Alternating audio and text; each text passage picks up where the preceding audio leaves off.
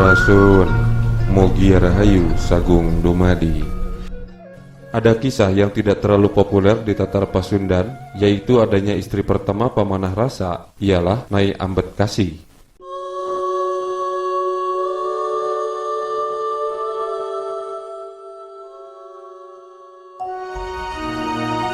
Kisah tentang Ambedkasi tertera dalam naskah lontar Cerita Ratu Pakuan yang disimpan di Perpustakaan Nasional Republik Indonesia dalam kelopak 410, diperkirakan ditulis akhir abad ke-17 atau awal abad ke-18. Nama Nyai Ambedkasi mengalami perubahan pelafalan menjadi Nyai Ambedkasi dan Nyai Rambutkasi. Nama Nyai Rambutkasi atau Nyai Ambedkasi terkait sejarah kota Majalengka, Jawa Barat. Kisahnya menjadi misteri karena jarang dituturkan dalam sejarah Pajajaran. Disebut-sebut bahwa Prabu Siliwangi dari Nyai Ambedkasi atau Rambutkasi tidak memiliki anak, dan dalam kisah legenda Majalengka, Nyai Ambedkasi berakhir dengan ngahiang atau menghilang.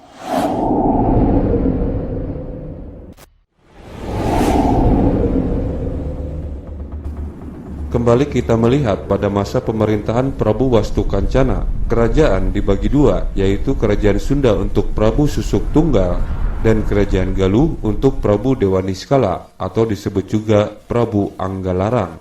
Pada saat Prabu Niskala Wastukancana masih berkuasa, Susuk Tunggal telah memiliki seorang putri bernama Kentring Manik Mayang Sunda dan Amuk Merugul atau disebut juga Surabima. Sedangkan Dewa Niskala telah memiliki putra bernama Pamanah Rasa yang menjadi cucu kesayangan Niskala Wastukancana. Pamanah Rasa sangat sakti dan mewarisi ilmu dan kebijaksanaan kakeknya. Ia menikahi sepupunya Putri Ki Gedeng Sindangkasi, cucu Sang Hyang Bunisora Suradipati atau Prabu Borosngora yang bernama Dewi Ambedkasi, dan memiliki 3 orang anak, Banyak Catra atau Banyak Cotro, Banyak Ngampar, dan Dewi Ratna Pamekas. Karena Dewi Ambedkasi meninggal, Pamanah Rasa mengawini gadis muslim bernama Nyai Subanglarang yang juga masih sepupunya. Tersebutlah nama Nyai Subanglarang sebagai salah seorang istri Prabu Siliwangi dalam kronologi sejarah kehidupan Prabu Siliwangi. Nyai Subanglarang ini kemudian menjadi titik pangkal sejarah selanjutnya yang terkait para raja atau sultan di Cirebon. Sosok Nyai Subanglarang ini harus kita telusuri dari sumber naskah dari Cirebon dan Priangan Timur. Tidak ada prasasti terkait namanya. Tentu saja nama para istri tidak dicantumkan dalam sebuah prasasti di zaman itu, bahkan di zaman sekarang ini.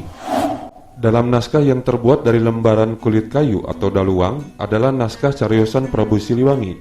Seperti videonya pernah kita bahas, naskah ini berasal dari Sumedang, kini tersimpan di Museum Prabu Gesan Ulun, Sumedang.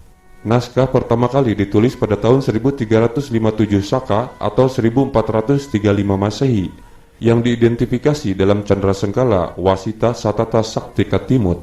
Sengkala adalah sandi penulisan tahun dengan kalimat yang tiap kata atau bendanya merupakan perlambang dari suatu angka.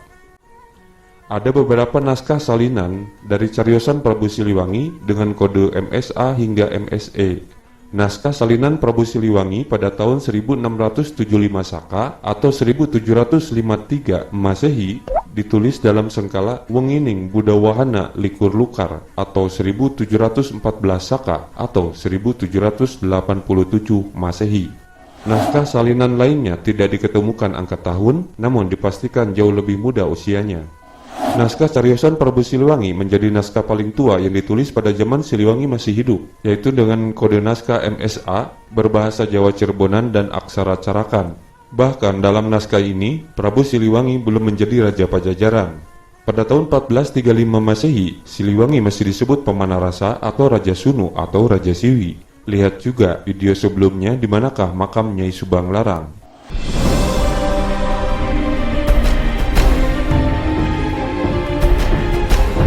Dalam naskah cariosan Prabu Siliwangi, pertemuan Siliwangi yang saat itu masih bernama Pamanah Rasa ketika menghadiri sayembara Raja Singapura untuk mencari calon suami putrinya Nyai Merajalarang Tapa Diah Subanglarang. Siliwangi hadir bersama Nyai Ambedkasi ke acara sayembara kerajaan Singapura tersebut.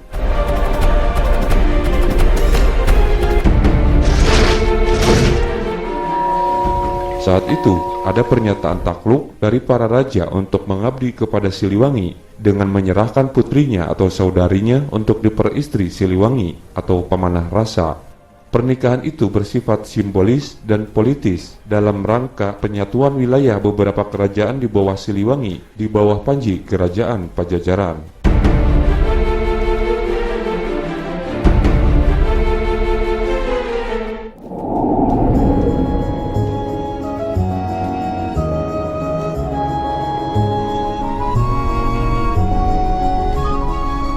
Kisah senada dengan cariosan Prabu Siliwangi adalah naskah carita Purwaka Caruban Nagari bahwa pemanah rasa memenangkan sayembara sehingga berhasil mempersunting Subang Larang.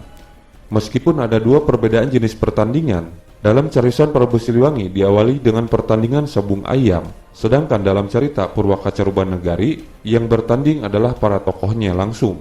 Sementara itu, dalam buku Kerajaan Cirebon, terbitan Departemen Agama yang ditulis oleh Rosidin, tidak mengisahkan pertemuan Siliwangi dengan Subang Larang, namun menyebutkan bahwa Ki Ageng Tapa adalah kakek Walang Sungsang, putra Subang Larang.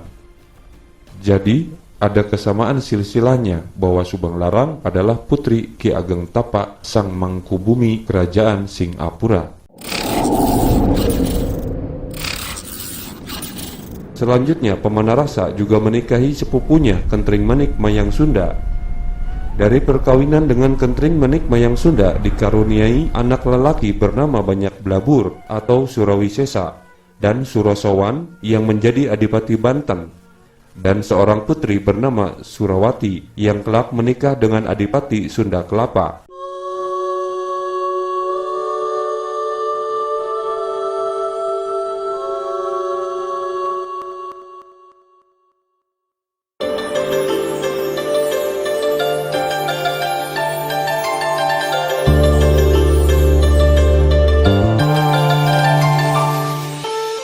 Keberadaan sosok dengan nama Dampu Awang disebutkan bahwa Nyai Aci Putih adalah putri dari Dampu Awang. Nyai Aci Putih disebut-sebut sebagai salah seorang istri Prabu Siliwangi. Lalu, siapakah sosok Dampu Awang ini? Banyak orang menyamakan dengan Cheng Ho atau Cheng He dengan tokoh ternama Dampu Awang ini atau Dampo Awang. Tokoh ini sebenarnya adalah tokoh yang terkenal dalam masyarakat Jawa, terutama di pesisir utara Jawa Tengah. Dalam sebuah buku dari Dr. Figut tentang kesenian rakyat Jawa, Chinese Muslim in Java in the 15th centuries, The Malay Annals of Semarang and Cirebon, tahun 1984, pernah menyinggung cerita Dampu Awang yang beredar di Kedu sebelah utara. Di sana, Dampu Awang terkenal sebagai pedagang Tionghoa dari mancanegara, musuh dari Makukuwan. Menurut kisah itu, Gunung Perahu yang terletak di daerah Kedu adalah penjelmaan dari kapal Dampu Awang. Di beberapa daerah lain juga ada cerita rakyat serupa di mana Dampu Awang dilukiskan sebagai pemilik kapal atau sebagai pedagang besar. Dalam Reok Ponorogo juga terdapat tokoh yang bernama Juragan Dampu Awang. Menurut Dr. Piget, dalam permainan topeng Kediri yang dikenal, seorang tokoh Dampu Awang dengan topeng berhidung merah panjang dan bersenjata cambuk. Dari berbagai cerita rakyat yang terdapat di beberapa daerah di Jawa itu, menurut Amen Budiman, tokoh yang bernama Dampo Awang itu tak ada persamaannya dengan tokoh Cheng He atau Cheng Ho, yakni Laksamana yang diutus Kaisar Tiongkok untuk menjalankan misi muhibah itu.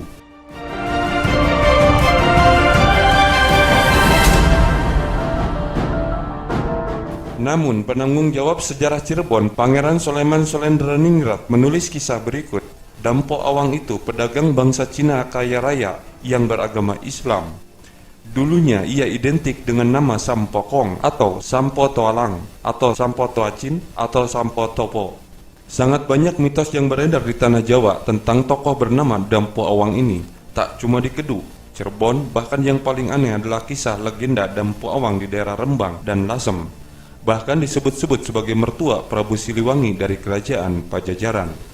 Legenda tersebut menceritakan, konon setelah sampai di Lasem, Dampo Awang berniat memperistri adik dari Sunan Bonang. Sunan Bonang mengajukan syarat, apabila Dampo Awang dapat membuat sebuah perahu yang bisa terbang, maka ia dapat meminang adiknya. Syarat tersebut disanggupi oleh Dampo Awang. Dengan perahu terbang tersebut, Dampo Awang pulang ke negeri Tiongkok dan kembali ke Lasem lagi. Namun, Sunan Bonang merasa marah karena ada yang dapat menandingi kesaktiannya.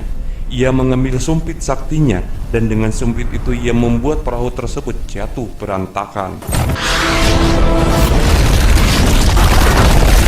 Konon layar perahu Dampo Awang menjadi gunung layar di daerah Lasem dan jangkarnya jatuh di pantai Rembang.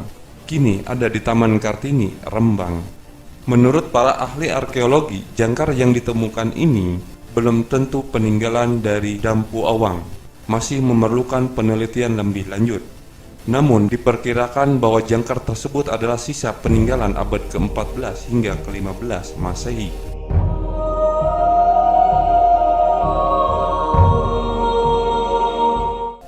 Kisah Dampo Awang sebagai mertua Prabu Siliwangi atau Raden Pamanarasa ada dalam naskah Carita Purwaka Carubanagari. Dalam bagian kelima naskah ini mengisahkan bahwa setelah Ki Gedeng Sindang Kasih meninggal, kedudukannya sebagai juru labuhan digantikan oleh Ki Gedeng Tapa yang bergelar Ki Gedeng Jumajan Jati. Ia berkuasa di sepanjang pantai Cirebon. Ki Gedeng Tapa adalah salah seorang putra Ki Gedeng Kasmaya, penguasa di Cirebon Girang. Adik Ki Gedeng Kasmaya yaitu Ki Gedeng Surawijaya Sakti semasa hidupnya menjadi Raja Singapura di wilayah Cirebon kini. Ia wafat tidak berputra sehingga kedudukannya digantikan oleh keponakannya yaitu Ki Gedeng Tapa. Kakak perempuan Ki Gedeng Tapa ialah Nyai Rara Ruda yang tinggal di Lemah Putih dan bersuamikan Ki Dampo Awang, saudagar kaya dari Cempa. Dari perkawinannya itu, Nyai Rara Ruda mempunyai seorang putri bernama Nyai Aci Putih yang diperistri oleh Prabu Siliwangi dan melahirkan seorang putri bernama Nyai Larabadaya. Nyai Larabadaya dibawa oleh kakeknya ke Cempa. Di sana ia berguru agama Islam kepada Maulana Ibrahim Akbar. Dengan demikian, Ki Gedeng Tapa adalah uak juga mertua Prabu Siliwangi. Karena Subang Larang adalah putri Ki Gedeng Tapa, dan Nyai Rara Ruda adalah adik Ki Gedeng Tapa yang menjadi ibu mertua Prabu Siliwangi karena menikahi Nyai Aci Putih, sedangkan Dampo Awang adalah bapak mertua. Kita visualisasikan dalam bagan silsilah seperti ini.